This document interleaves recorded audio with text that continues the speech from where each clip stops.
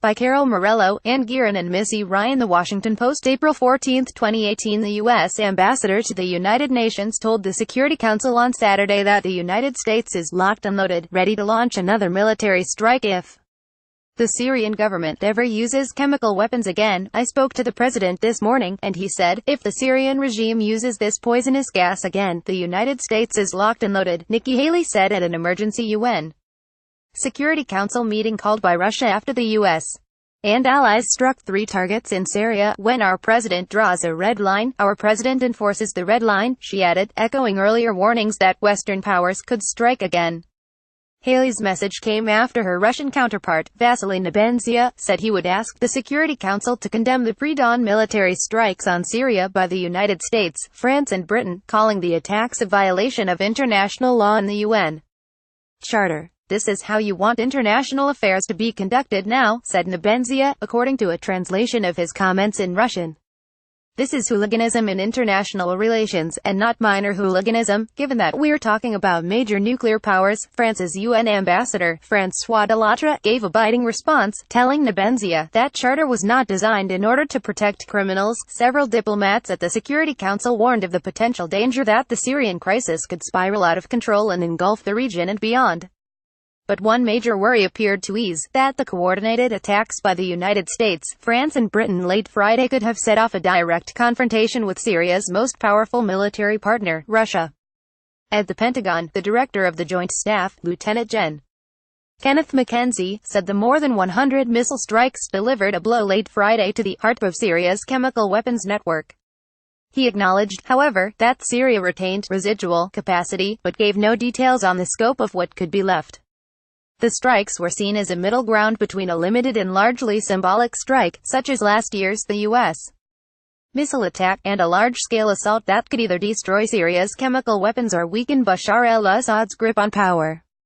By focusing on a narrow set of targets that the Allies said are associated with chemical weapons, the military campaign deliberately avoided direct involvement in the 7-year Syrian civil war. It also appeared designed to sidestep Russian forces in Syria. The strikes also appear to leave Assad firmly in control and with his Russian backing intact. The suburban Damascus area targeted in the suspected chemical attack last Saturday was among a dwindling number of rebel-held areas as Assad expands his control.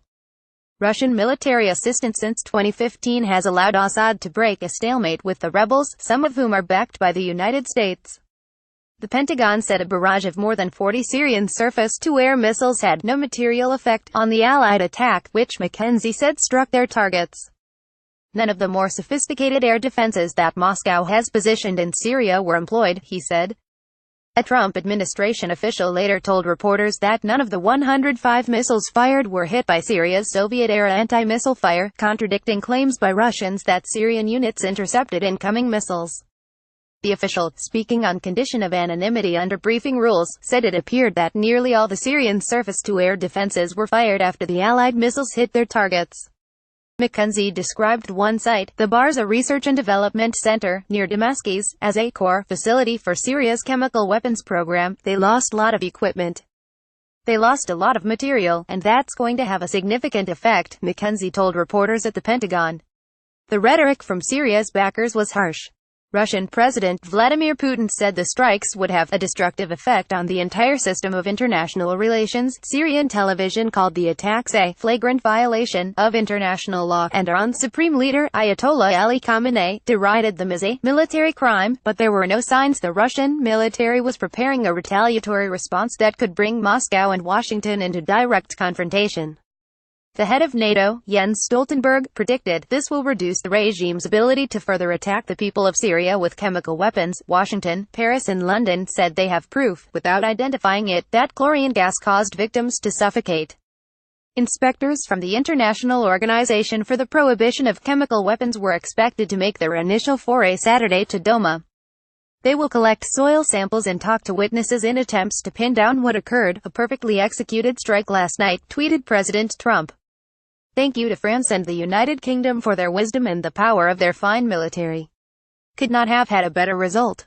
Mission accomplished." The assault came despite the lack of a definitive independent finding that chemical weapons were used or who had deployed them.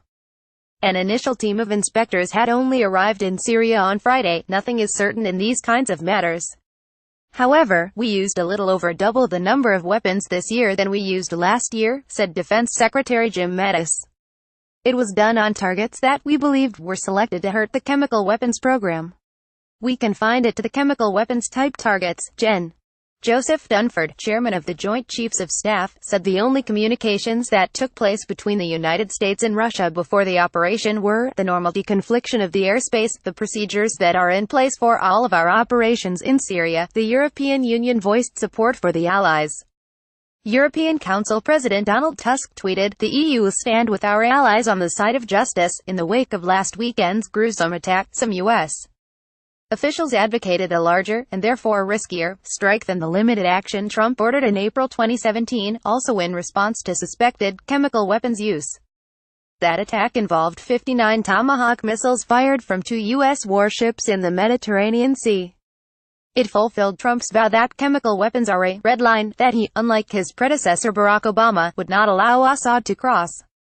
But the airfield targeted by the Pentagon resumed operations shortly after the attack and, according to Western intelligence assessments, chemical attacks resumed. Since last year's strike, multiple chemical attacks have been reported in opposition areas, most of them involving chlorine rather than the nerve agent sarin, as was used in 2017, suggesting the government may have adjusted its tactics. Russia's military had threatened to shoot down any U.S. missiles that put Russian lives at risk. Russia could also fire at the launch platforms used, potentially U.S. planes or ships. Russian officials had said U.S. and Russian military staffs remained in contact regarding Syria, even as Russian media carried stories in recent days about the potential outbreak of World War III as a consequence of a U.S. airstrike against Assad. The Washington Post's Louisa Lovelock in Beirut, Anton Troyanovsky in Moscow, Simon Denyer in Beijing, and Brian Murphy and Paul Zana in Washington contributed to this report. Syria-policy-2 NDLD-right through